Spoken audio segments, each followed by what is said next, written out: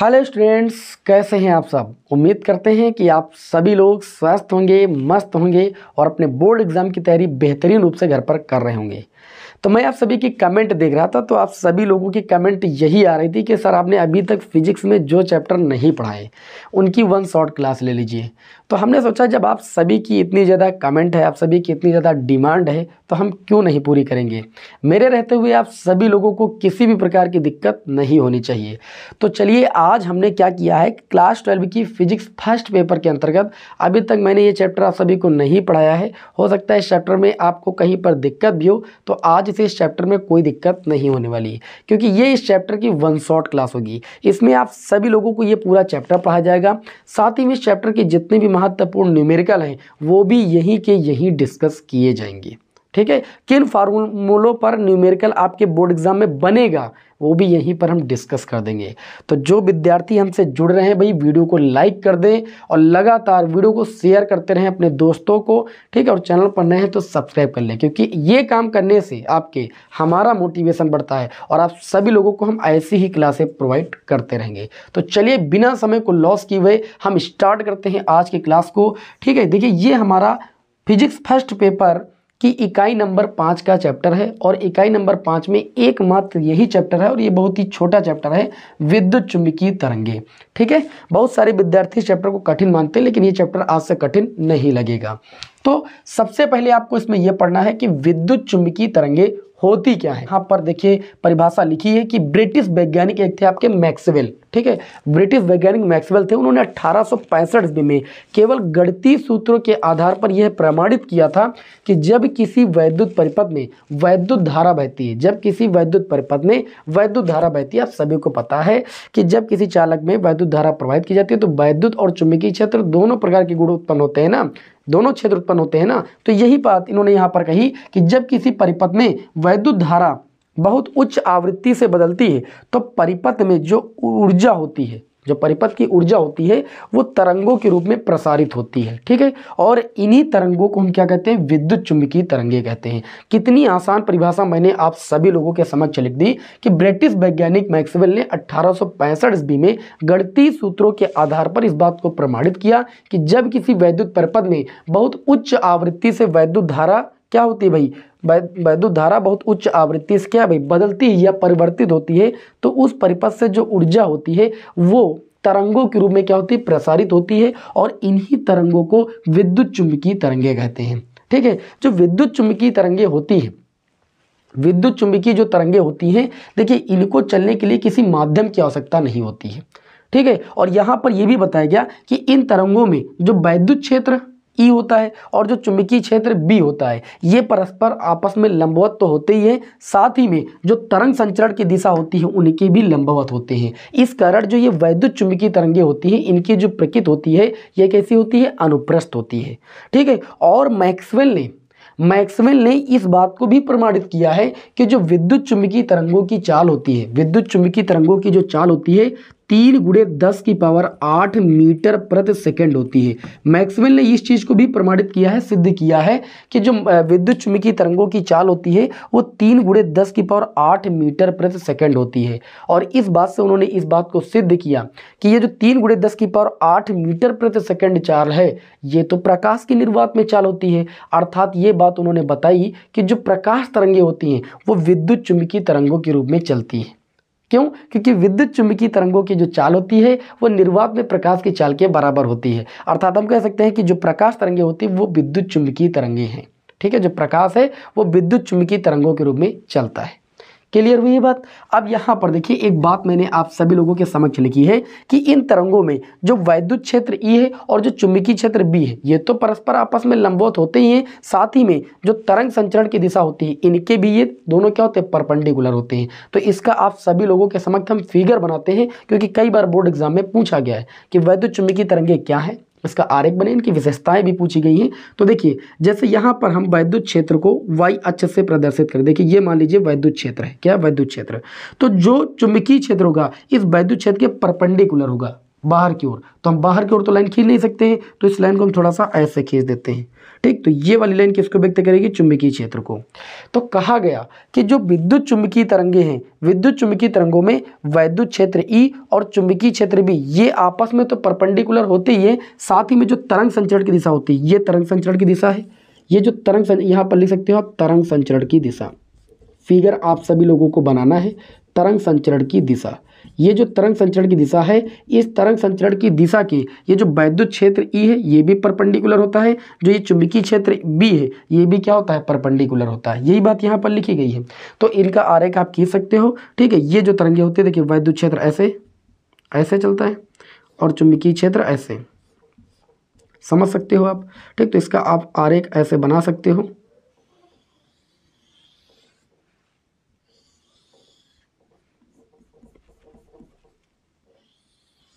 ठीक है, इसका आरेख कुछ ऐसा होगा, ये ऊपर जो उनके वैद्युत वेक्टर के कंपन होंगे, नीचे ऐसे चुंबकीय क्षेत्र, यानी चुंबकीय क्षेत्र के कंपन, और इधर वैद्युत क्षेत्र। अब ये जो चुंबकीय क्षेत्र है, ये जब ऐसे चलेगी तरंग तो ये ऊपर जाएगा, तो ऊपर हो जाएगा वैद्युत चुंबकीय क्षेत्र के कंपन। ठीक है, और नीचे हो जाएगा वैद्युत, ये बदल जाएगा। फिर ये जब ऊपर से नीचे आएगा तो इधर हो जाएगा आपका ये B, और ऊपर आपका फिर हो जाएगा E। इस तरीके से आपको इसका फिगर बना लेना है।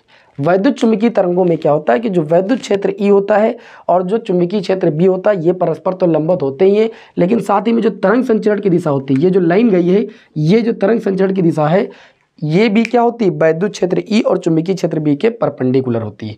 तो ये हो गया विद्युत चुंबकीय तरंगों का आरेख, या आप इसका फिगर ऐसे बना सकते हैं।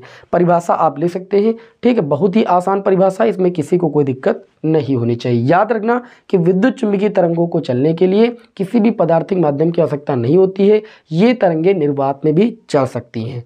ठीक है, और मैक्सवेल ने इस बात को सिद्ध किया था कि जो विद्युत चुंबकीय तरंगों की चाल होती है वो 3 × 10⁸ मीटर प्रति सेकंड होती है, जो कि निर्वात में प्रकाश की चाल है, अर्थात जो प्रकाश होता है वो विद्युत चुंबकीय तरंगों के रूप में चलता है। इस बात को भी इन्होंने यहाँ से सिद्ध किया। तो इस तरीके से आप इसका स्क्रीनशॉट ले लीजिए। फिर मैं आप लोगों को लेकर चलता हूँ विद्युत चुंबकीय तरंगों के अभिलक्षण या गुण पर। उम्मीद है कि आप सभी लोगों ने स्क्रीनशॉट ले लिया होगा। अब मैं आप सभी लोगों के समक्ष एक एक अभिलक्षण, एक एक गुण क्रम से बताऊंगा, और किस गुण का यहाँ पर सत्यापन कराएंगे वो भी आपको यहाँ पर बताने वाले हैं, क्योंकि यही सबसे महत्वपूर्ण है इस चैप्टर में। ठीक है, तो आप अगली हेडिंग चाहो तो लगा सकते हो, विद्युत चुंबकीय तरंगों के अभिलक्षण, या विद्युत चुंबकीय तरंगों के गुण, या विद्युत चुंबकीय तरंगों की विशेषताएं। अगली हेडिंग आपकी क्या हो जाएगी? विद्युत चुंबकीय तरंगों के अभिलक्षण, विद्युत चुंबकीय तरंगों के गुण या अभिलक्षण, ये आपको हेडिंग लगाना है। और एक एक गुण बहुत ही अच्छे से पढ़ना है भाई, है ना। कितने गुण पूछ ले बोर्ड एग्जाम में ये कोई क्लियर नहीं, कभी कभी 2 पूछ लेता है, कभी कभी 4, लॉन्ग में आ जाएगा तो आपको ज़्यादा से ज़्यादा गुण लिखने होंगे। पहला, विद्युत चुंबकीय तरंगें जो होती हैं वो त्वरित आवेश द्वारा उत्पन्न की जाती हैं। विद्युत चुंबकीय तरंगें जो होती हैं वो त्वरित आवेश द्वारा उत्पन्न की जाती हैं। ये विद्युत चुंबकीय तरंगों का पहला अभिलक्षण या पहला गुण है। दूसरा गुण क्या है? विद्युत चुंबकीय तरंगों के संचरण के लिए किसी भी पदार्थिक माध्यम की आवश्यकता नहीं होती है। विद्युत चुंबकीय तरंगों के लिए पदार्थिक माध्यम की आवश्यकता क्यों नहीं होती है? क्योंकि विद्युत चुंबकीय तरंगें निर्वात में भी चल सकती हैं, निर्वात में भी गमन कर सकती हैं या संचरण कर सकती हैं। तो जब ये निर्वात में चल सकती हैं तो इनको निर्वात में कोई भी चीज़ चलेगा तो उसके लिए पदार्थिक माध्यम की कोई आवश्यकता है ही नहीं। तो ये विद्युत चुंबकीय तरंगों का दूसरा गुण हो गया। ठीक है, याद रहेगा। तीसरा गुण, विद्युत चुंबकीय तरंगें जो होती हैं निर्वात अथवा मुक्त स्थान में जो होती है वो प्रकाश की चाल से चलती हैं, और ये तीसरा गुण है। और प्रकाश की चाल c बराबर होती है 1/√μ0 ये चीज़ आप सिद्ध भी कर चुके हो गतिमान आवेश तथा चुंबकीय क्षेत्र चैप्टर में।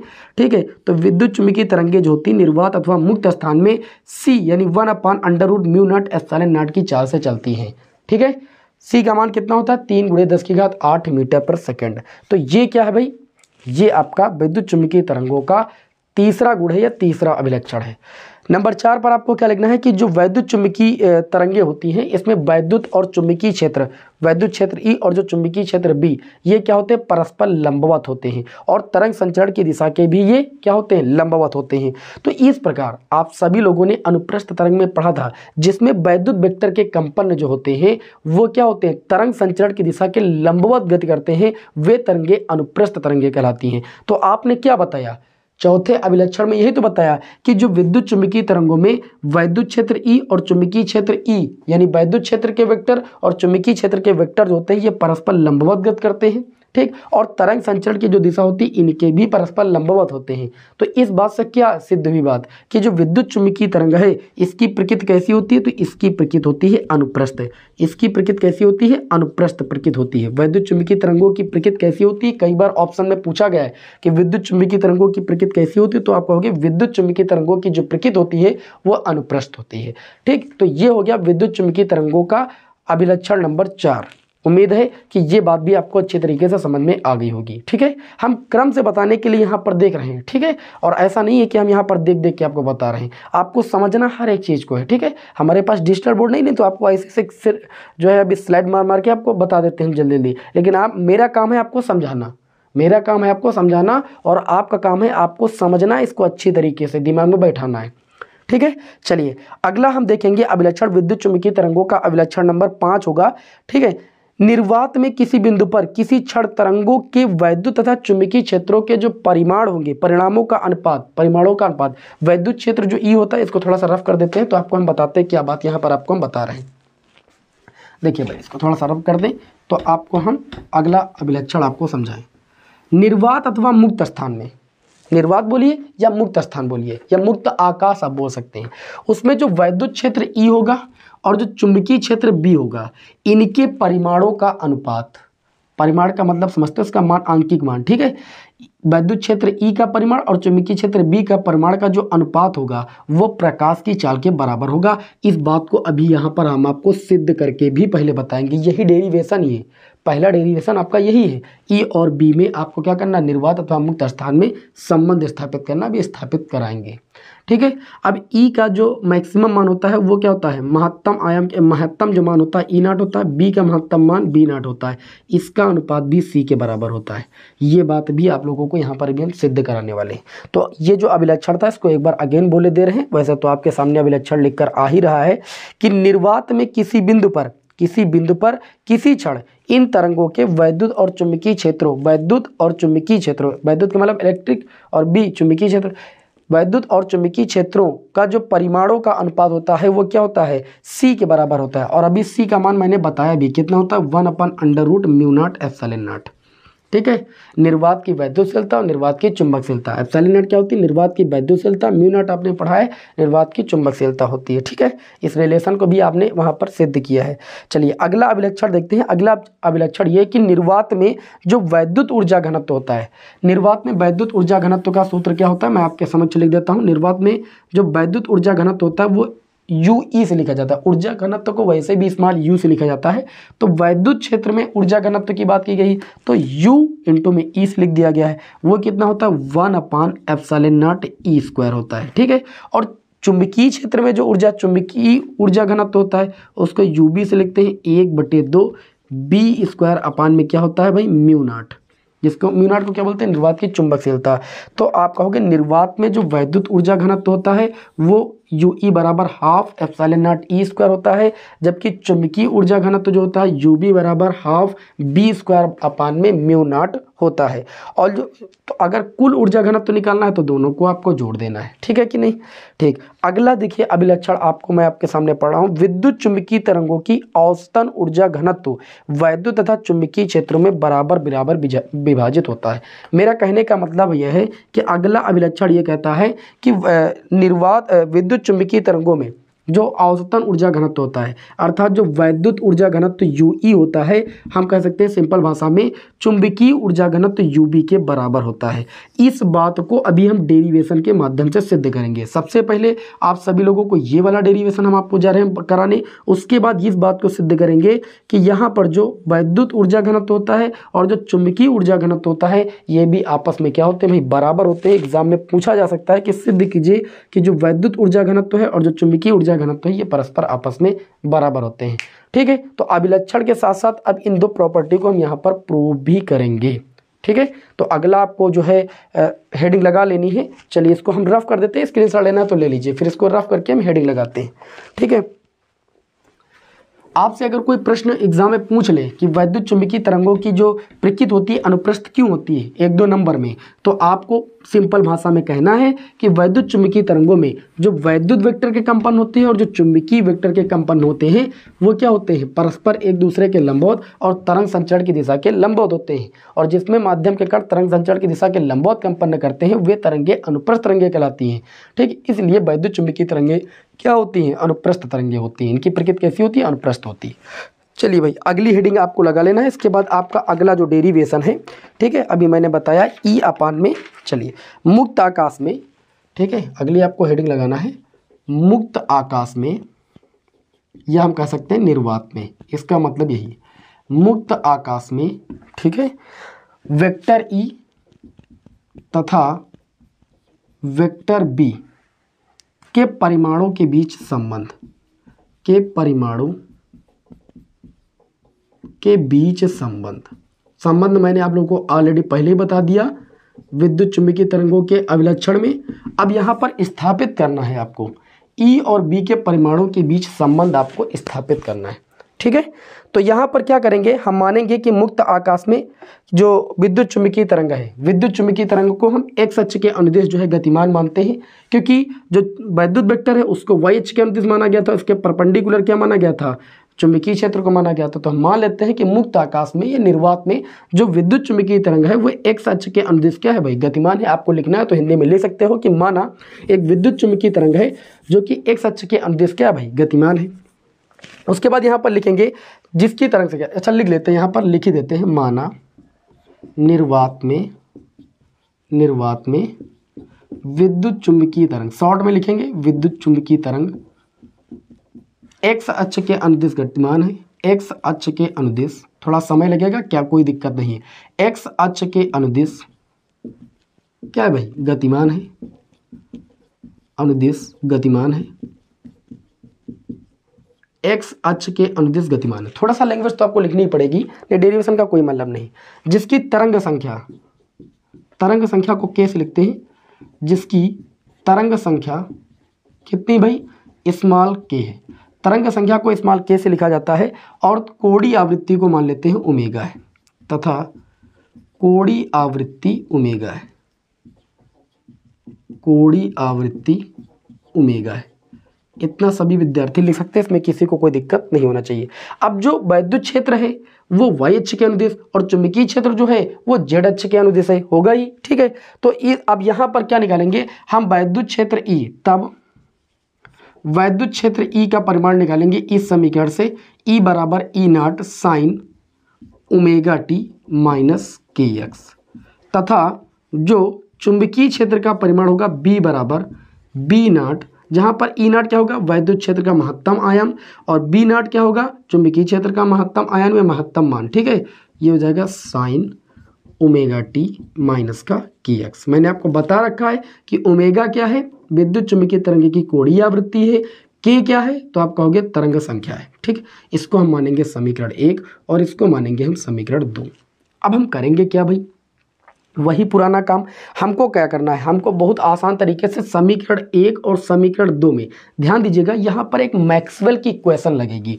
मैक्सवेल इक्वेशन क्या कहती है कि D E by D x बराबर का माइनस का डी बी बाई dt। अगर आपको ये मैक्सवेल इक्वेशन याद रहेगी तो ये डेरिवेशन करने में आपको कोई दिक्कत नहीं होगी, क्योंकि मैक्सवेल इक्वेशन कहती है कि जो वैद्युत क्षेत्र E है, वैद्युत क्षेत्र E का परिमाण है, उसका x के रिस्पेक्ट में आपको क्या करना भाई, अवकलन करना। अगर dx आपका बटे में तो उसका मतलब वैद्युत क्षेत्र E का आपको x के रिस्पेक्ट में अवकलन करना है, और जो चुंबकीय क्षेत्र भी है उसका t के रिस्पेक्ट में अवकलन करना है। ठीक है, दोनों के परिमाण आपको बराबर दिखाने, ये माइनस चिन्ह के साथ है बस। ठीक है, तब रिलेशन स्थापित होगा। तो यहाँ पर लिखेंगे समीकरण 1 का x के सापेक्ष तथा 2 का, समीकरण 2 का t के सापेक्ष अवकलन करने पर, t के सापेक्ष क्या करने पर भाई, अवकलन करने पर, अवकलन करने पर। चलिए e का जब हम x के सापेक्ष अवकलन करेंगे तो dE/dx हो जाएगा। अब x के सापेक्ष अवकलन करेंगे तो x चर वाले का अवकलन होगा, बाकी अचर होगा। ई नॉट आपका क्या हो जाएगा, अचर पद हो जाएगा। ये sign omega T minus k x लिखा, साइन टी का अवकलन होता है कॉस टी, तो ये जाएगा कॉस, और टी के स्थान पर आपका है ओमेगा टी माइनस का के एक्स। अब टी के स्थान पर जो उसका अगेन अवकलन करेंगे, तो जब हम अगेन इसका अवकलन करेंगे, देखिए ओमेगा टी का करेंगे तो इसमें तो टी है चर, तो इसका तो अवकलन होगा, लेकिन के एक्स पूरा अचर हो जाएगा, अचर पद का अवकलन शून्य होता है। तो जब अगेन हम omega T minus k x का करेंगे तो केवल ओमेगा बाहर होगा, टी का टी के रिस्पेक्ट में 1 हो जाएगा। ठीक है, तथा अब जो समीकरण 2 का हम t के रिस्पेक्ट में अवकलन करेंगे, समीकरण 1 का हमने क्या किया है, ओ सॉरी गलती हो गई भाई, गलती हो गई, x के सापेक्ष अवकलन किया ना, तो ओमेगा टी अचर पद हो जाएगा, ओमेगा टी अचर पद हो जाएगा। x के सापेक्ष किया तो हमें kx हो जाएगा। ये जब kx का करेंगे तो केवल इंटू में माइनस का k बाहर निकलेगा, x का x के रिस्पेक्ट में 1 हो जाएगा, गलती नहीं कीजिएगा। अब समीकरण 2 का हमें किसके रिस्पेक्ट में करना है, t के सापेक्ष, तो ये आपका हो जाएगा dB/dt, ठीक, बराबर बी नॉट आपका बाहर हो गया। Sign omega T minus k x का करेंगे तो साइन का होता है कॉस, और टी के स्थान पर ओमेगा टी माइनस का के एक्स। अब omega T minus k x का जब अगेन हम टी के सापेक्ष करेंगे तो भैया देखिए के एक्स अचर हो जाएगा, क्योंकि टी के सापेक्ष कर रहे हैं तो के एक्स में कहीं पर टी नहीं, तो ये अचर पद माना जाएगा, तो इसका अवकलन शून्य हो जाएगा। ओमेगा टी का करेंगे तो ओमेगा बाहर आ जाएगा, टी का टी के रिस्पेक्ट में 1 हो जाएगा। ठीक है, अगर टी का टी के सापेक्ष करेंगे तो उसका अवकलन 1 हो जाएगा। इस तरीके से ये आपका हो जाएगा dB/dt बराबर, चलिए इसको लिख ही दिया है, अब इसको कुछ करने की जरूरत नहीं। इसको हम मान लेंगे समीकरण 3 और इसको मान लेंगे समीकरण 4। हम क्या करेंगे, यहाँ पर लिखेंगे या एक काम करते हैं, इसको समीकरण 3 4 मानने की कोई ज़रूरत नहीं, लिखेंगे नाउ मैक्सवेल समीकरण से, अतः अब हम क्या लिखेंगे, मैक्सवेल समीकरण क्या है, dE/dx बराबर माइनस का dB/dt से, ये मैक्सवेल समीकरण है। इस समीकरण को यहाँ पर क्या करेंगे भाई, हम अप्लाई करेंगे, है ना। चलिए अप्लाई करते हैं और वैल्यू को पुट करते हैं, बहुत ही धैर्य के साथ, बहुत आसान डेरिवेशन है, बहुत आसानी के साथ आप कर लेंगे।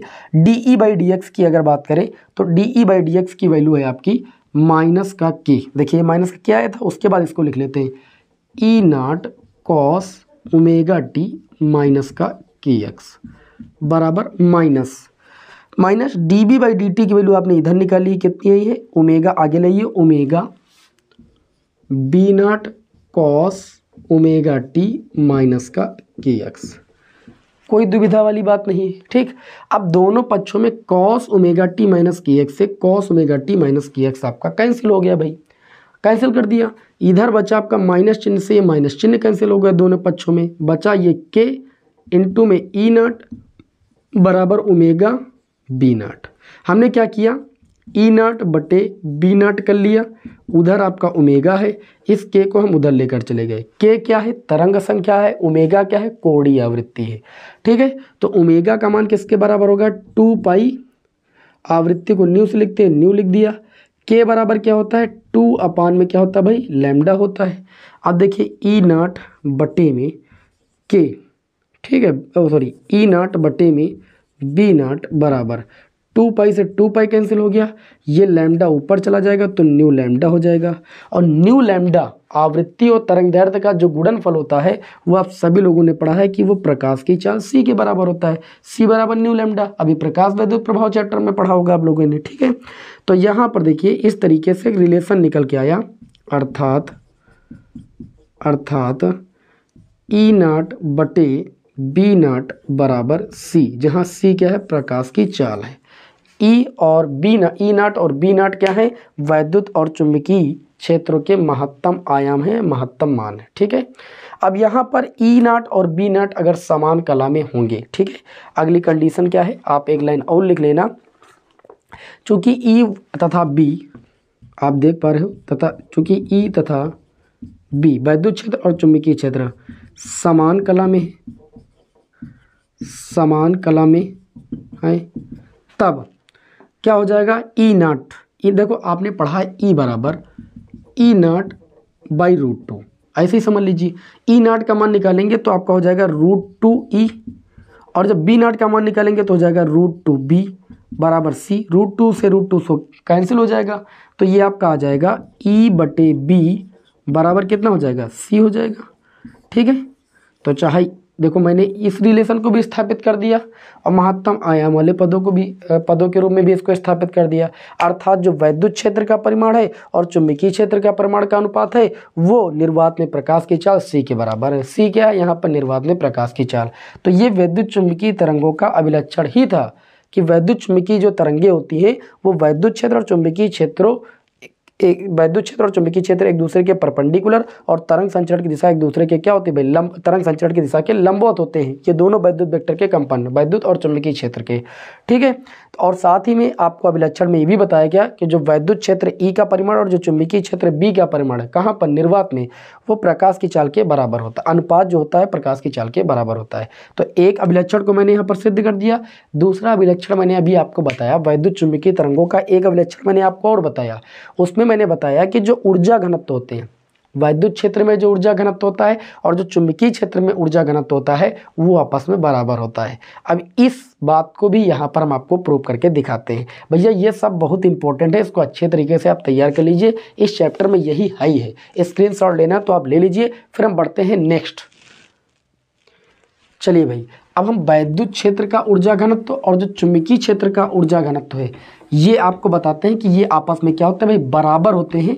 ये अभिलक्षण है वैद्युत चुंबकीय तरंगों का। ठीक है, और इस अभिलक्षण को यहाँ पर हम प्रूफ करने जा रहे हैं। हमने बोला ना कि इस चैप्टर को हम संपूर्ण रूप से आप सभी लोगों को यहाँ पर डिस्कस करने वाले हैं, बहुत ही आसान शब्दों में। ठीक है, तो चलिए हमको यहाँ पर प्रूफ क्या करना है, उसको यहाँ पर हम लिख देते हैं शॉर्ट में। हमको प्रूफ करना है कि जो वैद्युत क्षेत्र में ऊर्जा घनत्व है जिसको मैंने UE से लिखा है, अभी बताया भी था इसकी वैल्यू, और जो चुंबकीय क्षेत्र में ऊर्जा घनत्व उसको UB से लिखा है, अभी बताया है इन दोनों की वैल्यू। ये दोनों आपस में क्या होते हैं, बराबर होते हैं। इसी बात को यहाँ पर प्रूफ करने हम आए। तो यहाँ पर हम क्या लिखेंगे, यहाँ पर लिखेंगे चूँकि विद्युत क्षेत्र में ऊर्जा घनत्व, चूँकि विद्युत क्षेत्र में जो ऊर्जा घनत्व होता है, विद्युत क्षेत्र में जो ऊर्जा घनत्व होता है उसको हम UE से लिखते हैं, और उसकी वैल्यू अभी आप लोगों को मैंने बताई है 1/2 ε0 E²। ये तो आपको याद होना चाहिए यार। जब आपने संधारित्र चैप्टर पढ़ा तो वहाँ पर मैंने ऊर्जा घनत्व का व्यंजक कराया था कि नहीं कराया था, वैद्युत क्षेत्र में तो यही तो आया था, तो ये पहले से आपको आना चाहिए। तथा चुंबकीय क्षेत्र में जो ऊर्जा घनत्व होता है, चुंबकीय क्षेत्र में ऊर्जा घनत्व उसको UB से लिखेंगे, वो 1/2 B² अपान में μ0। μ0 क्या होता है, निर्वात की चुंबकशीलता। ε0 क्या होता है, निर्वात की वैद्युतशीलता। हमको इन्हीं दोनों में क्या करना है, रिलेशन स्थापित करना है कि दोनों आपस में बराबर होते हैं। इसको मानेंगे समीकरण 1, इसको मानेंगे समीकरण 2। यहाँ पर लिखेंगे समीकरण 1/2 से। अब समीकरण 1 को 2 से भाग करने पर तो UE ऊपर हो जाएगा, UB नीचे हो जाएगा। UE की वैल्यू कितनी है, 1/2 ε0 E², और बटे में UB की वैल्यू कितनी है, 1/2 B² अपान में μ0। ठीक, भाग करेंगे 1/2 से, 1/2 कैंसिल, तो UE बटे में UB बराबर, इसको क्या ले सकते हैं देखिएगा ध्यान से, ये हो जाएगा μ0 ऊपर चला जाएगा कि नहीं चला जाएगा, तो आप कहोगे जी बिल्कुल नीचे वाला ऊपर ही जाएगा, μ0 ε0, और ये हो जाएगा E² बटे B²। तो इसको ऐसे लिखा जा सकता है E/B का होल स्क्वायर लिखा जा सकता है, बिल्कुल लिखा जा सकता है। अब चूंकि आप लोगों ने पढ़ा है E बराबर होता है E0/√2 तथा जो बी की वैल्यू होती है यानी चुंबकीय क्षेत्र का परिमाण होता है वो B0/√2 होता है। तब यहाँ से क्या निकल के आएगा, UE बटे में UB बराबर U0 एप्सिलॉन0। हम क्या कर सकते हैं, E के स्थान पर वैल्यू पुट कर सकते हैं E0/√2 और B के स्थान पर वैल्यू पुट कर सकते हैं B0/√2। इसका होल स्क्वायर हो जाएगा। √2 से √2 आपका कैंसिल हो जाएगा। तो यहाँ पर देखिए आपका क्या हो जाएगा, UE बटे में UB बराबर ऊपर हो गया μ0 एप्सिलॉन0, तो μ0 एप्सिलॉन0 और ये इनटू में ध्यान दीजिएगा E0 बटे B0 बचेगा। क्या बचेगा, E0 बटे में B0 बचेगा और इसका है स्क्वायर तो स्क्वायर कर दिया। अभी मैंने आप लोगों को रिलेशन बताया है, क्योंकि हमने पढ़ा है कि E0 बटे B0 की जो वैल्यू होती है वो C के बराबर होती है। आप चाहते तो डायरेक्ट ना लिखते E बटे B, तो भी C के बराबर होता है, हम रख देते, क्या दिक्कत है। ठीक है, तो UE बटे में UB बराबर μ0 एप्सिलॉन0। E0 बटे B0 के स्थान पर कितना ले सकते हैं, C, तो ये इंटू में हो जाएगा C²। चूँकि जो यहाँ पर C की वैल्यू होती है वो 1/μ0 एप्सिलॉन0 √μ0 एप्सिलॉन0 के बराबर होती है। अभी मैंने बताया था कि जो विद्युत चुम्बकीय तरंगे हैं वो क्या करते, निर्वात में इस चाल से C बराबर 1/√μ0 एप्सिलॉन0 की चाल से चलती हैं, जो कि निर्वात में प्रकाश की चाल के बराबर होती है। तो यहाँ पर देखिए वैल्यू रखेंगे तो हो जाएगा UE बटे में UB बराबर μ0 एप्सिलॉन0। यहाँ C² है तो जब स्क्वायर करेंगे तो अंडर रूट हट जाएगा, ये 1/μ0 एप्सिलॉन0। इससे ये आपका कैंसिल हो जाएगा। तो UE बटे में UB बराबर 1/1 बचा, कैंची गुणा करेंगे तो UE बराबर हो जाएगा UB। अर्थात विद्युत क्षेत्र में जो ऊर्जा घनत्व होता है वो चुंबकीय क्षेत्र में ऊर्जा घनत्व के क्या होता है भाई, बराबर होता है। ये विद्युत चुंबकीय तरंगों का अभिलक्षण है और इसको भी मैंने यहाँ पर आपको प्रूव करके बता दिया। बताइए किसी विद्यार्थी को यहाँ तक कोई प्रकार की दिक्कत, भाई देखिए भाई इसका स्क्रीनशॉट लीजिए, फिर मैं आगे बढ़ता हूँ जल्दी से। अब चलिए यहाँ पर अगला एक टॉपिक हम पढ़ लेते हैं, मैक्सवेल के समीकरण। मैक्सवेल ने क्या किया था कि विद्युत और चुंबकीय क्षेत्र के जो आधारभूत नियम थे, मैक्सवेल ने क्या किया था, जो विद्युत और चुंबकीय क्षेत्र के आधारभूत नियम थे उन नियमों को मैक्सवेल ने गणितीय रूप प्रदान किया है। ठीक है, और गणितीय रूप प्रदान किया है और उन्हीं को हम कहते हैं मैक्सवेल की समीकरण या मैक्सवेल के इक्वेशन। तो मैं यहाँ पर आप सभी लोगों के समक्ष नोट कर देता हूँ, तब आप सभी को मैं पढ़ाता हूँ जिससे ज़्यादा समझ में आएगा। ठीक है, एक सेकंड। तो ये देख सकते हैं कि मैंने आप सभी लोगों के सामने मैक्सवेल के जो नियम हैं या मैक्सवेल की जो समीकरण हैं, ठीक है, उन्होंने क्या किया है कि विद्युत और चुंबकीय क्षेत्र में के जो आधारभूत नियम थे, आप देख सकते हैं यहाँ पर, इनको इन्होंने क्या किया था, गणितीय रूप प्रदान किया था। ठीक है, और इन्हें हम मैक्सवेल के समीकरण कहते हैं। तो मैक्सवेल का जो प्रथम समीकरण होता है वो क्या होता है, तो प्रथम नियम है विद्युत का गॉस का नियम। आप लोगों ने पढ़ा भी है गॉस का नियम। तो उसके अनुसार क्या होता है, किसी बंद परिपथ से बद्ध जो चुंबकीय विद्युत फ्लक्स होता है वो पृष्ठ द्वारा मिले नेट आवेश का 1/ε0 गुना होता है। सभी लोगों ने पढ़ा है। अर्थात अगर इसको हम गणितीय रूप में लिखेंगे तो गणितीय रूप में मैक्सवेल ने बताया कि बंद समाकलन ऑफ किसका भाई, चुंबकीय क्षेत्र B का।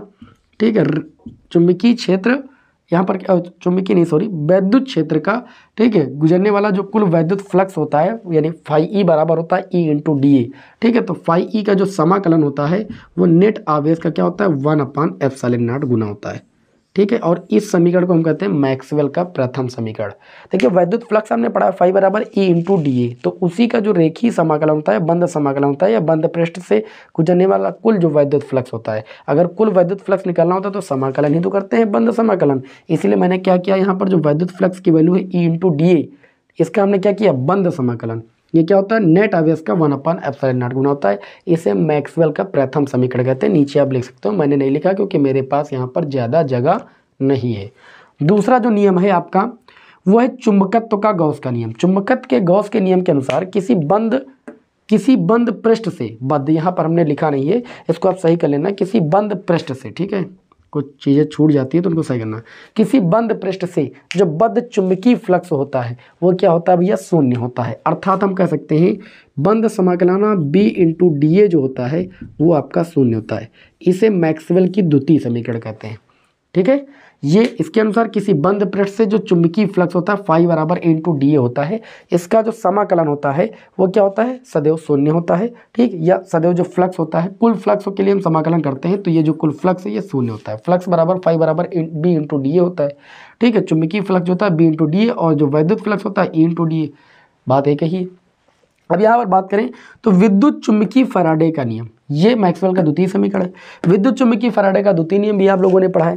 इसके अनुसार किसी बंद परिपथ में प्रेरित जो विद्युत वाहक बल E होता है वो चुंबकीय फ्लक्स में परिवर्तन की ऋणात्मक दर के बराबर होता है। अर्थात हम कह सकते हैं कि जो E होता है वो -dB/dt के बराबर होता है।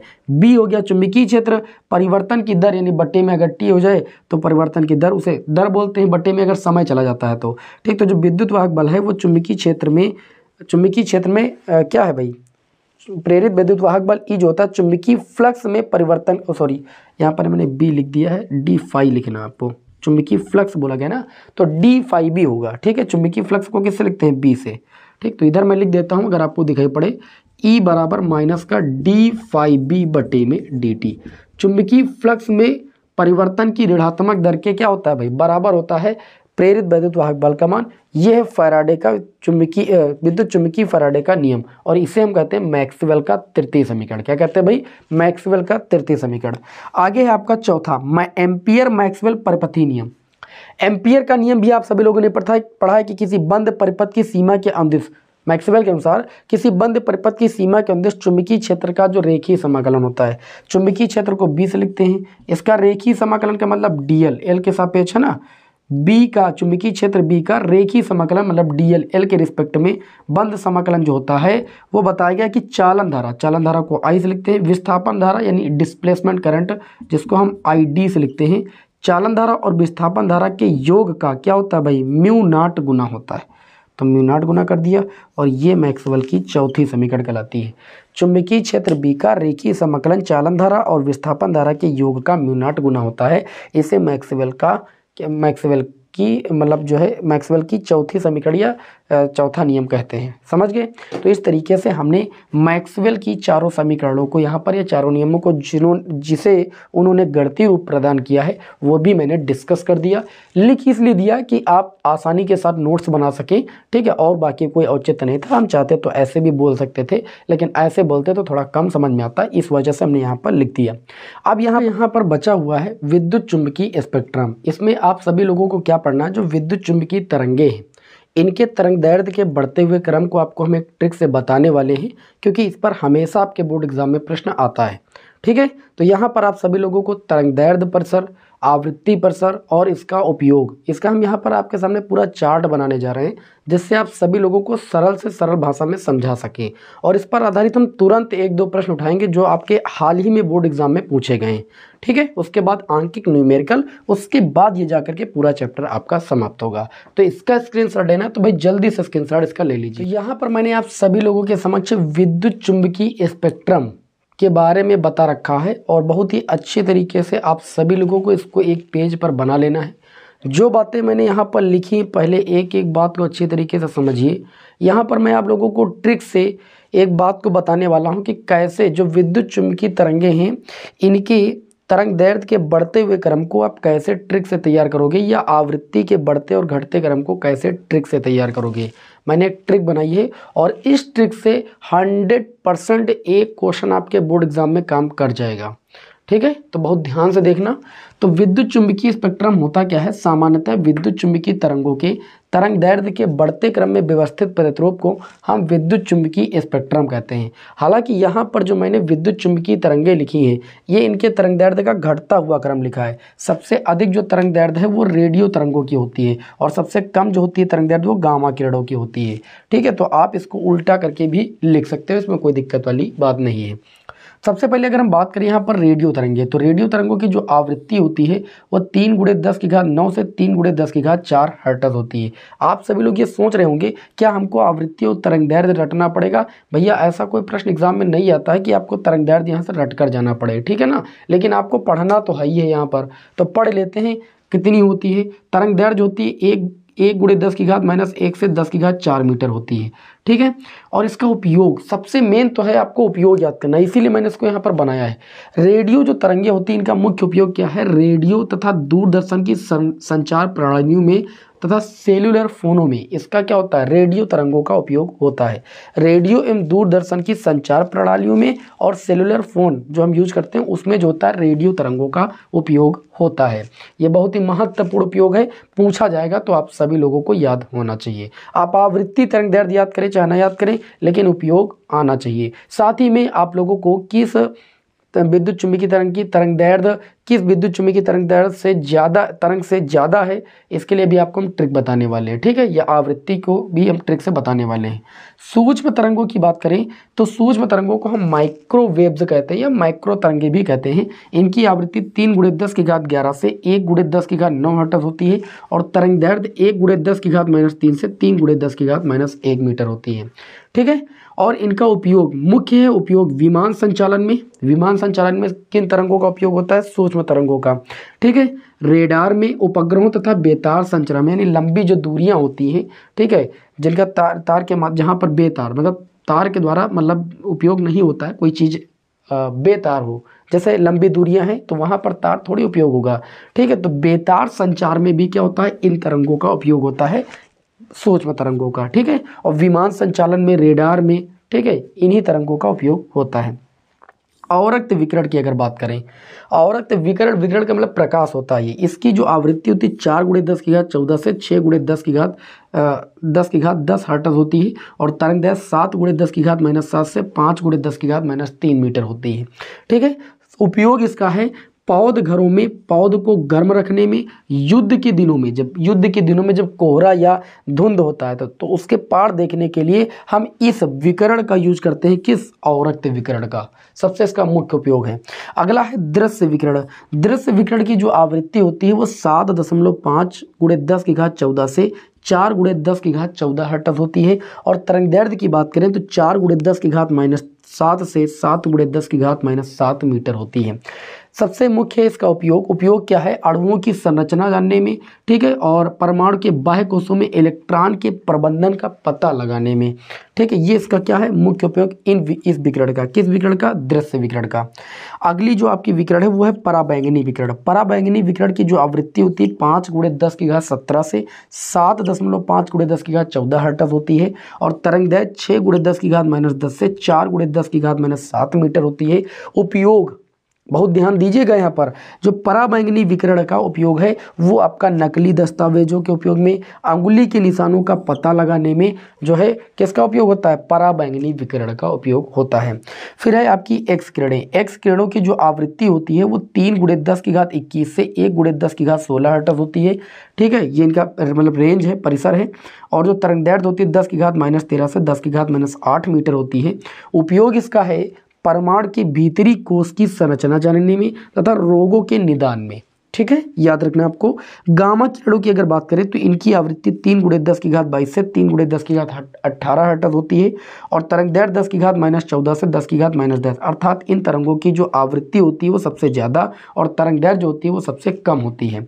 ठीक है, ये चिकित्सा में कैंसर की कोशिकाओं को नष्ट करने में उपयोगी है।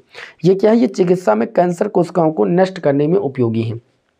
इस तरीके से मैंने यहाँ पर जो तरंगे थी इनकी आवृत्ति, तरंग दैर्ध्य और इनका उपयोग का पूरा चार्ट आप सभी के सामने बना दिया है कि आपको ज़्यादा मेहनत ना करनी पड़े। आप स्क्रीनशॉट लेना चाहते हो तो आप बिल्कुल ले लीजिए। ठीक है, अब मैं आप लोगों को यहाँ पर ट्रिक बताता हूँ कि एग्ज़ाम में प्रश्न कैसा बनेगा और आपको यहाँ पर कौन सी ट्रिक लगानी है। एग्ज़ाम में जो प्रश्न बने अभी मैं आपके समक्ष तुरंत उठा रहा हूँ, अभी के अभी उठा रहा हूँ। इस चैप्टर को लेने का मतलब ये कि इस चैप्टर से कोई भी प्रश्न आपके एग्जाम में आएगा तो छूटना नहीं चाहिए भैया। वन शॉट क्लास समझ लीजिए या पूरा चैप्टर समझ लीजिए। ठीक है, इसमें कुछ भी मैंने कोई चीज़ बेफालतू नहीं बताई है, सब आप सभी लोगों के लिए बहुत ज़्यादा इंपॉर्टेंट है। देखिए, तरंग जो ट्रिक होती है वो क्या होती है? ट्रिक क्या होती है? ट्रिक होती है गाये, शॉर्ट में लिखिए गाये पद असुर। अगर आपने इतनी सी ट्रिक याद कर लिया तो एक प्रश्न पक्का है कि एग्जाम में यहाँ से काम आ जाएगा। गा का मतलब होता है गामा किरणें, ए का मतलब होता है एक्स किरणें, पा का मतलब होता है पराबैंगनी, पा का मतलब पराबैंगनी, दा का मतलब होता है क्या? दृश्य। दृश्य प्रकाश विकिरण। आ का मतलब होता है अवरक्त, ठीक है, और सा का मतलब होता है सूक्ष्म या माइक्रो तरंगे, और रा का मतलब होता है रेडियो तरंगे, ठीक। तो मैंने क्या कहा भी कि जो रेडियो तरंगे होती हैं इनकी तरंग दैर्ध्य सबसे ज़्यादा होती है, ऊपर आपने देखा था, ठीक। तो अर्थात हम ये चीज़ कह सकते हैं कि यहाँ से गाय पद असुर जब इधर की ओर हम गए तो ये तरंग दैर्ध्य का घटता हुआ क्रम है। क्या है? तरंग दैर्ध्य का घटता हुआ क्रम है, तरंग दैर्ध्य का घटता हुआ क्रम है। समझ गए? सबसे बात करें सबसे कम तरंग सबसे ज़्यादा तरंग दैर्ध्य तरंग दैर्ध्य का घटता नहीं बढ़ता हुआ क्रम है। क्या भाई? ये आपका बढ़ता हुआ क्रम है, बढ़ता हुआ क्रम है, क्योंकि रेडियो तरंगों की जो तरंग दैर्ध्य है वो सबसे ज़्यादा होती है। तो सबसे कम किसकी हुई? गामा की। फिर ये क्या हुई आपकी? एक्स की, उससे ज़्यादा। पराबैंगनी की तरंग दैर्ध्य उससे ज़्यादा, दृश्य की उससे ज़्यादा, अवरक्त की इससे भी ज़्यादा, और सूक्ष्म की उससे भी ज़्यादा तरंग, और रेडियो तरंगों की जो तरंग दैर्ध्य होती है वो सबसे ज़्यादा होती है। और इसी का उल्टा कर दीजिए, क्योंकि तरंग दैर्ध्य आवृत्ति के व्युत्क्रमानुपाती होता है, तो यहाँ पर इसी क्रम को हम लिख सकते हैं आवृत्ति का घटता हुआ क्रम, आवृत्ति का घटता क्रम। तो आप अगर ये ट्रिक याद कर लिए ना तो बहुत काम आने वाली है। एक प्रश्न आपकी स्क्रीन पर हम लगाते हैं, ठीक है, एक क्या दो प्रश्न लगाएंगे, तुमको कम से कम ये पता चलना चाहिए कि इस ट्रिक का काम कहाँ करना है, यूज कहाँ करना है भैया ना। देखिए हमने प्रश्न अभी देखा था कि ये आपके बोर्ड एग्जाम में आया हुआ था और मुझे काफ़ी पसंद आया है, मैंने बताया भी था, शायद इसमें हमको लग रहा है मिलेगा ही नहीं, ठीक है। यहाँ देखिए एक प्रश्न देखो मिला है, मैं आपको बता रहा हूँ। देखिए इसमें पूछा गया है कि सबसे बड़ी तरंग दैर्ध्य की विद्युत चुंबकीय तरंगे हैं। देखिए चार ऑप्शन दिए गए हैं, ये एक ऑप्शन में दिया गया है एक्स किरणें, दूसरे ऑप्शन में दिया गया है रेडियो तरंगे, ठीक है, तीसरे ऑप्शन में दिया गया पराबैंगनी, ये आपको दिखाई पड़ रहा है, और चौथे ऑप्शन में दिया गया है अवरक्त, ठीक। अब आपसे प्रश्न में ये पूछा जा रहा है, क्या पूछा? सबसे बड़ी तरंग दैर्ध्य की विद्युत चुंबकीय तरंग कौन सी है?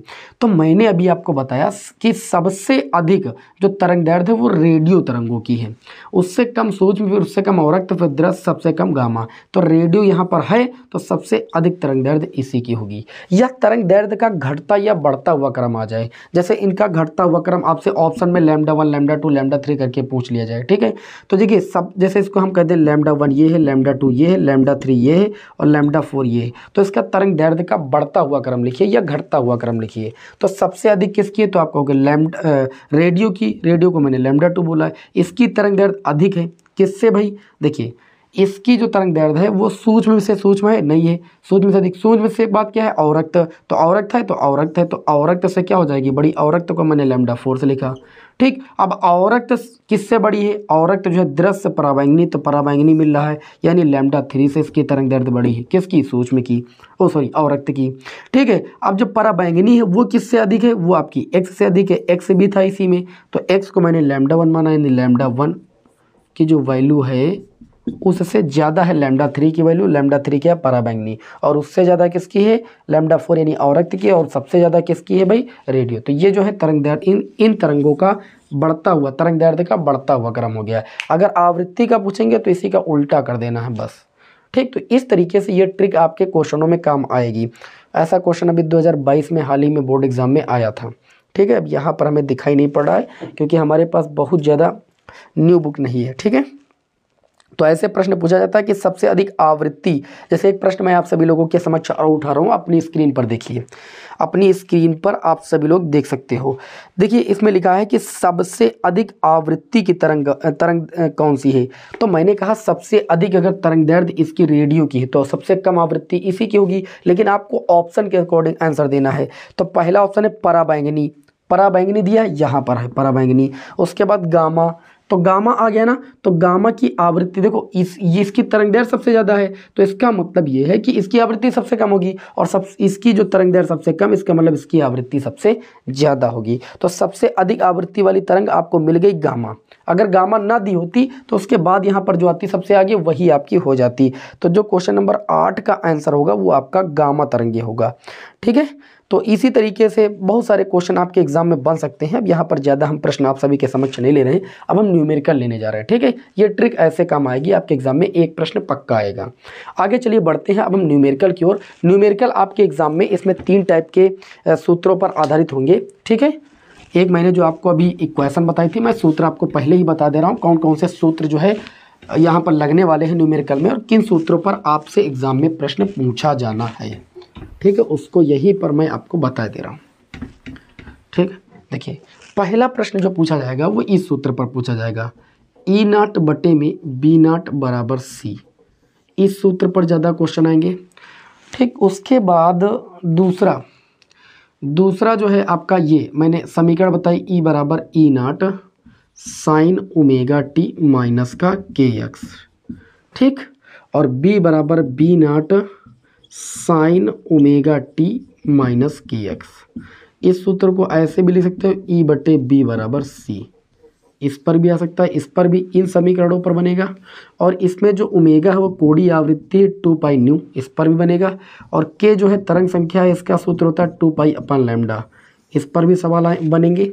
ठीक है, न्यूमेरिकल में इसी से क्वेश्चन बनेंगे ही। बाकी जैसे मैंने ऊर्जा घनत्व तो आपको पढ़ाया, वैद्युत क्षेत्र में ऊर्जा घनत्व half epsilon naught E square, और चुंबकीय क्षेत्र में ऊर्जा घनत्व तो यू बी बराबर half B square by mu naught. बस इन सूत्रों पर ही न्यूमेरिकल आपके बनेंगे। मैं आप सभी के समक्ष ले रहा हूं, अभी देखना न्यूमेरिकल कितने ज़्यादा आसान लगने वाले हैं। ठीक है, थोड़ा सा हम स्याही भर लेते हैं भाई, क्योंकि हमारे मार्कर में स्याही जा चुकी है। तब तक आप सभी लोग भाई वीडियो को जो है शेयर कर दीजिए, वीडियो को लाइक कर दीजिए, क्योंकि आज काफ़ी देर से आप सभी लोगों की क्लास चल रही है। तो काफ़ी लोग तो बोर होकर के जा भी चुके हैं। ठीक है, क्योंकि उनको जो है समय नहीं है, अपने एग्ज़ाम के लिए पढ़ाई करने के लिए समय नहीं है। ठीक है सर जी, आप सभी लोगों के लिए इतनी ज़्यादा मेहनत कर रहे हैं, मतलब मैं आप सभी लोगों के लिए इतनी ज़्यादा मेहनत कर रहा हूं, क्योंकि मेरा बोर्ड एग्ज़ाम नहीं है, मुझे आपके रिजल्ट की चिंता है, और आपको स्वयं चिंता होनी चाहिए। चलिए देखते हैं, हम न्यूमेरिकल उठाते हैं। ठीक है, मेरे पास जो बुक है इसी के एक टाइप से न्यूमेरिकल उठाते हैं। तो चलिए, पहला न्यूमेरिकल आपकी स्क्रीन पर आपको देखना है। पहला न्यूमेरिकल मैंने चुना नहीं, मैं अचानक न्यूमेरिकल चुन रहा हूँ। ठीक है, पहला न्यूमेरिकल है आपका, मुक्त आकाश में 3 × 10⁻19 हर्ट्ज आवृत्ति की विद्युत चुम्बकीय तरंग की तरंग दैर्ध्य ज्ञात कीजिए। देखिए आवृत्ति दी गई, आवृत्ति को न्यू से लिखते हैं, पहला न्यूमेरिकल है, और इसमें कहा गया है कि यह 3 × 10⁻19 हर्ट्ज की आवृत्ति है, और कह रहे हैं कि इस आवृत्ति की विद्युत चुम्बकीय तरंग की तरंग दैर्ध्य यानी लैम्डा निकालिए। तो आपने पढ़ा है, आपने क्या पढ़ा है, आपने पढ़ा न्यू बराबर सी अपान लैम्डा। पढ़ा है कि नहीं पढ़ा है? तो न्यू का मान दिया, सी लैम्डा का मान निकालना, तो लैम्डा बराबर सी अपान क्या हो जाएगा, सी अपान, देखिए न्यू को इधर ले आए, सी का मान 3 × 10⁻, कितना होता है 8, और न्यू का मान आपको दिया गया है 3 × 10⁻19, 3 से 3 कैंसिल, लैम्डा बराबर 10⁸, 10⁻19 ऊपर जाएगा, 10⁻−19। देखिए इसको हल करेंगे तो 10⁻−19 से 8 जाएगा -11, 1 × 10⁻11 मीटर तरंग दैर्ध्य आ जाएगी। इस क्वेश्चन का राइट आंसर, देखिए मैंने अभी आप सभी को बताया भी था कि इन सूत्रों से बाहर सूत्र नहीं लगेंगे, बहुत छोटे न्यूमेरिकल है, बहुत अच्छे न्यूमेरिकल है, आप सभी लोग लगा लेंगे, टेंशन लेने की कोई ज़रूरत नहीं। चलिए आगे बात करें तो दूसरा न्यूमेरिकल दिया गया है कि निर्वात में संचरित विद्युत चुम्बकीय तरंग के वैद्युत क्षेत्र का सदिश आयाम दिया गया है। वैद्युत क्षेत्र के का जो सदिश आयाम दिया गया, न्यूमेरिकल नंबर 2 देखिएगा, इसमें सदिश आयाम, वैद्युत क्षेत्र का सदिश आयाम दिया गया है, ई का मान दिया गया है। ठीक है, आयाम का मतलब परिमाण, ठीक है, वो दिया गया है 90 वोल्ट पर मीटर। कहा जा रहा है कि इसके चुंबकीय क्षेत्र का सदिश आयाम यानी बी का मान कितना होगा। आप सभी लोगों को अभी बताया कि मैंने ई और बटे बी का जो अनुपात होता है वो निर्वात में प्रकाश की चाल के बराबर होता है, इसका रिलेशन भी बताया। ई का मान 90 वोल्ट, और बी की अगर बात करें तो हमें निकालना है, बी उधर लेकर चले गए और सी को इधर ले आए। सी का मान 3 × 10⁸ होता है, 3 से इसको काटेंगे 30 हो जाएगा, 30 और 10⁸ को ऊपर ले जाएंगे, 10⁻−8 बराबर बी हो जाएगा। ठीक, बी बराबर इसे आप ले सकते हो 3 × 10⁻7। एक जीरो का मतलब 10⁻1 और 10⁻1 10⁻−8 10⁻−7 बचेगा। चुंबकीय क्षेत्र का मात्रक टेस्ला होता है। तो इस तरीके से चुंबकीय क्षेत्र का आयाम आ चुका है। बताइए कोई समस्या?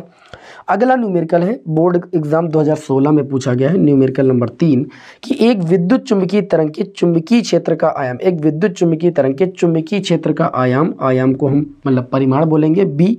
उसके बाद दिया गया महत्तम आयाम बोलेगा तो बी नॉट हो जाएगा। बी बराबर 2 माइक्रो टेस्ला, 2 माइक्रो का मतलब 10⁻⁻6 और टेस्ला दिया गया है, चुंबकीय क्षेत्र का मात्रक होता है। तरंग के वैद्युत क्षेत्र का आयाम निकालना है, यानी ई का मान आपको निकालना है। तो मैंने बताया कि ई बटे जो बी होता है वो सी के बराबर होता है, तो हम कह सकते हैं कि ई जो हो जाएगा वो बी सी के बराबर हो जाएगा। अगर हम ई का मान निकालेंगे तो बी की वैल्यू है 2 × 10⁻⁻6 और सी की बात करें तो सी का मान 3 × 10⁸ होता है। 3 दूनी हो जाएगा 6 × 10⁸ 10⁻6 को सॉल्व करने पर 10⁻2 बचेगा, और 10⁻2 का मतलब क्या होता है 100 होता है। तो यहाँ से E बराबर 100 और 6 का गुणा हो जाएगा 600 वोल्ट पर मीटर, क्योंकि चुंबकीय क्षेत्र का मात्रक जो होता है वोल्ट पर मीटर या न्यूटन प्रति कूलम, कुछ भी आप लिखिए। चलिए और न्यूमेरिकल आप सभी लोगों के समक्ष ले लेते हैं, चौथा न्यूमेरिकल, जिससे आप लोगों के दिमाग में थोड़ा सा कठिनाई जो है वो ना हो। एक अगला न्यूमेरिकल ये एनसीईआरटी बुक का है भैया, इसे जरूर लगाइएगा, एग्जाम्पलर का क्वेश्चन है। ठीक है, पहला एग्जाम्पल, एक्स दिशा में गतिमान एक विद्युत चुंबकीय तरंग, जो विद्युत चुंबकीय संचरण की दिशा है वो एक्स अक्ष में बोली गई है। ठीक है, और इसमें कहा आकाश में, आकाश निर्वात में आकाश के किसी बिंदु पर बी, वेक्टर बी का मान दिया है। ध्यान दीजिएगा, यहाँ पर वेक्टर बी का मान दिया गया है 1 × 10⁻⁻8 और यहाँ पर जे दिया गया है। ध्यान दीजिएगा, जे दिया गया है, जे टेस्ला। ठीक, तो जे का मतलब इधर दिया गया है और इधर क्या होगा आई, जे टेस्ला। ठीक, जे दिया गया है, यहाँ पर जे कैप लगा है IJK, मतलब यहाँ पर जो चुंबकीय क्षेत्र है वो वेक्टर बी इधर है, तो वैद्युत क्षेत्र क्या होगा इसके परपेंडिकुलर इधर होगा। इसको जे कैप से लिखा गया है ना, इसको आई कैप से लिखा जाता है और इसको के कैप से लिखा जाएगा। समझ पा रहे हो ना, एकांग लंब कोणिक सदिश रिलेशन तो जानते हो। अब आगे दिया है कि इस बिंदु पर वैद्युत क्षेत्र ई का मान क्या होगा। भाई वैद्युत क्षेत्र ई, वेक्टर ई का मान आपको निकालना है, कोई दिक्कत नहीं भैया, आप सूत्र लगाइए, ई बटे बी बराबर आपका सी होता है। ठीक है, अब ई का मान निकालना है तो ई बराबर हो जाएगा बी × सी, बी का मान 1 × 10⁻⁻8 और सी का मान 3 × 10⁸। इसे सॉल्व करोगे तो ई बराबर आ जाएगा 3 × 3 10⁻⁻8 10⁻+8 10⁻0, जिसका मान 1 होगा, 3 आ जाएगा। लेकिन ये आपने वैद्युत क्षेत्र ई का आयाम निकाला, यानी परिमाण निकाला, आपको सदिश का मान निकालना है। तब जो वेक्टर ई का मान होगा, वेक्टर ई का मान, उसको आपको लंब कोणिक सदिश के साथ लिखना होगा। तो आप ध्यान दीजिएगा, चुंबकीय क्षेत्र के लंबवत वैद्युत क्षेत्र का घटक होगा। ठीक, तो आप एक चीज़ सोचिए, जब आपने जो विद्युत चुंबकीय तरंग के संचरण की दिशा थी वो आपने एक्स अक्ष में प्रश्न में बोला है, तो इसका मतलब आई कैप तो वो ले गया। ठीक है, और बी ले गया है जे कैप को, तो जो ई का मान आएगा वो किसके साथ आएगा, तो आप कह सकते हो के कैप के साथ आएगा। किसके साथ आएगा, के कैप के साथ। ठीक, वोल्ट प्रति मीटर मात्रक लिखना नहीं भूलिएगा, ये आपके इस क्वेश्चन का आंसर हो जाएगा। हमें उम्मीद है कि किसी को कोई समस्या नहीं है। ठीक, आगे हम बात करेंगे, अगला क्वेश्चन देखेंगे। ठीक है, हम 5-6 क्वेश्चनों को लगा दें जिससे आप सभी लोगों के दिमाग में जो कन्फ्यूजन है न्यूमेरिकल का वो थोड़ा सा दूर हो जाए। ठीक है, स्टार्टिंग से इसलिए मैं न्यूमेरिकल बता रहा हूँ, फिर उसके बाद आप जो बच्चेंगे थोड़े बहुत न्यूमेरिकल आप लगा लीजिएगा, है ना। लगभग न्यूमेरिकल मैं आप सभी के सामने सॉल्व करा दे रहा हूँ, इससे बाहर कोई न्यूमेरिकल एग्जाम में नहीं आएगा आपके। देखिए आगे अगला जो न्यूमेरिकल है वो इस टाइप का है कि एक समतल विद्युत चुंबकीय तरंग में वैद्युत क्षेत्र के दोलनों की जो आवृत्ति है, जिसको हम न्यू से लिखते हैं, वो 2 × 10⁻10 हर्ट्ज है। ये अगला न्यूमेरिकल नंबर 5 होगा और कहा जा रहा है तथा आयाम 30 वोल्ट प्रति मीटर है। ठीक है, किसका आयाम दिया गया है, वैद्युत क्षेत्र का, विद्युत चुंबकीय तरंग में वैद्युत क्षेत्र का आयाम दिया है, जिसको हम ई से लिखेंगे, वो आपको कितना दिया गया है 30 वोल्ट पर मीटर, वोल्ट पर मीटर। अब कहा जा रहा है कि तरंग में चुंबकीय क्षेत्र का आयाम, यानी आपको बी का मान निकालना है, यही दिया गया है ना, तो कोई दिक्कत वाली बात नहीं है। आप सूत्र जानते हो, ई बटे बी बराबर सी। ठीक है, तो हमको निकालना है बी, बी बराबर हो जाएगा ई और सी आ जाएगा बटे में। ई का मान आपको दिया गया है 30 और सी का मान होता है 3 × 10⁸। 3 से काटोगे ये 10 हो जाएगा, बी बराबर 10 और ये 10⁸ ऊपर जाएगा 10⁻⁻8। बी बराबर हो जाएगा 10⁻⁻7 और मात्रक चुंबकीय क्षेत्र का टेस्ला। अब आप कहोगे आवृत्ति का काम नहीं आया, तो नहीं आया तो क्या करें भाई। ठीक है, अगला क्वेश्चन होगा क्वेश्चन नंबर हमारा आज की क्लास का क्वेश्चन नंबर 6। क्वेश्चन नंबर 6 में कहा जा रहा है कि प्रगामी विद्युत चुंबकीय तरंग में चुंबकीय क्षेत्र का शिखर मान 2 × चुंबकीय क्षेत्र का शिखर मान यानी महत्तम मान, यानी बी नॉट की वैल्यू दी गई, कितनी दी गई आपको 2 × 10⁻⁸ टेस्ला दी गई। 2 गुणे 10 की घात -8 टेस्ला। आगे कहा जा रहा है कि वैद्युत क्षेत्र का शिखर मान ज्ञात कीजिए। वैद्युत क्षेत्र का शिखर मान मतलब E0 का मान निकालना है और C की वैल्यू 3 गुणे 10 की घात 8 मीटर पर सेकंड आपको दी गई है ब्रैकेट में। तो हम सूत्र जानते हैं E0 बटे B0 बराबर C होता है। हमको निकालना E0, तो E0 बराबर B0 गुणे C हो जाएगा। B0 की वैल्यू कितनी है 3 गुणे 10 की घात 8 और C की बात करें तो B0 की वैल्यू आपकी है 2 गुणे 10 की घात -8 और C की बात करें तो 3 गुणे 10 की घात 8। मल्टीप्लाई करेंगे E0 की वैल्यू 3 दूनी 6 गुणे 10 की घात -8 + 8 0 10 की घात 0 का मतलब 1। ये 6 आ जाएगा वोल्ट पर मीटर क्योंकि ये वैद्युत क्षेत्र का महत्तम आयाम निकाला गया है। बताइए किसी को कोई दुविधा, किसी को कोई समस्या? हमें उम्मीद है किसी को कोई दिक्कत नहीं होगी। ठीक है, तो ज़्यादा अब हम न्यूमेरिकल आप सभी लोगों के समक्ष नहीं लेते। चलिए एक न्यूमेरिकल और ले लेते हैं। ठीक है, एक न्यूमेरिकल और ले लेते हैं जिसमें तरंग दैर्ध्य निकालने के लिए बोला गया, थोड़ा सा और टाइप आपका बदल जाए। इसमें लिखा है विद्युत चुम्बकीय तरंग के वैद्युत क्षेत्र का आयाम, वैद्युत क्षेत्र का आयाम दिया गया है। अगला जो न्यूमेरिकल होगा जो भी नंबर पर होगा, वैद्युत क्षेत्र का आयाम मतलब E बराबर आपको दिया गया है 120 न्यूटन पर कूलम। ठीक, बहुत ही बढ़िया क्वेश्चन है। और आवृत्ति, आवृत्ति का मतलब न्यू बराबर 50 मेगाहर्ट्ज। मेगाहर्ट्ज, मेगा का मतलब 10⁶ मेगाहर्ट्ज से तरंग के चुंबकीय क्षेत्र का आयाम मतलब B का मान निकालना है। और उसके बाद कहा जा रहा है कि तरंग दैर्ध्य भी निकालिए यानी लैम्डा भी निकालिए। तो देखिए आपको E बटे B बराबर C लगाइए तो ये आ जाएगा B बराबर आ जाएगा E बटे C इधर आ जाएगा। तो E का मान आपको दिया गया है 120 और C का मान 3 गुणे 10 की घात 8। 3 चौक होता है 12 40, ये आ जाएगा 4 गुणे 10 की घात -7 टेस्ला। 10 की घात 8 ऊपर जाएगा, 10 की घात +8 हो जाएगा, वो -8 और ये एक 0 से 10 की घात ये -7 बन जाएगा। तो 4 गुणे 10 की घात -7 टेस्ला। अब तरंग दैर्ध्य पूछा गया है तो मैं आपको बताऊं, आपको अभी बताया न्यू बराबर होता है C/λ। तो लैम्डा बराबर हो जाएगा C/μ। आवृत्ति आपको दी गई है, C का मान होता है 3 गुणे 10 की घात 8। C का मान कितना होता है 3 गुणे 10 की घात 8। हमने रख दिया 3 गुणे 10 की घात 8 बटे में। न्यू की अगर बात करें तो 50 मेगा, मेगा का मतलब 10⁶। इंग्लिश में इसको मिलियन बोलते हैं। इसको सॉल्व करेंगे भाई हम, तो ये आपका लैम्डा बराबर 3 बटे 50, 50 को 5 लिख देते हैं हम, एक 0 का मतलब 10�7 बन जाएगा, ये 6 7 बन जाएगा। 7 से ये कैंसिल करेंगे हम तो ऊपर केवल एक 10 बचेगा, 10⁻1 जो कि 30 बन जाएगा। 30 बटे 5 का मतलब 5 छक्का 30। लैम्डा बराबर 6 मीटर आ जाएगा। लैम्डा बराबर कितना आ जाएगा भाई 6 मीटर आ जाएगा। तो इस तरह के क्वेश्चन आपके एग्ज़ाम में भैया बन सकते हैं। तो हमने जितने हो सके मैंने न्यूमेरिकल करा दिया, अब लगाइएगा, लग जाएंगे। इस चैप्टर के न्यूमेरिकल भी बहुत आसान है। ठीक है, तो बताइए आप सभी लोग आज की क्लास आप सभी को कैसी लगी? थोड़ा देर की क्लास थी, मेहनत ज़्यादा करनी पड़ी, इसलिए आप सभी से कहते हैं भाई ज़्यादा से ज़्यादा सपोर्ट करें, वीडियो को लाइक करें, दोस्तों में शेयर करें। ठीक है, नेक्स्ट क्लास फिर आप सभी लोगों को किसी न किसी चैप्टर की वन शॉट मिलेगी जो मैंने अभी तक आपको चैप्टर नहीं पढ़ाया है। ठीक है, तो इसी तरीके से जुड़े रहिए हमसे और मिलते हैं आपको नेक्स्ट क्लास में। आप सभी लोगों को बेस्ट ऑफ लक। जय हिंद, वंदे मातरम।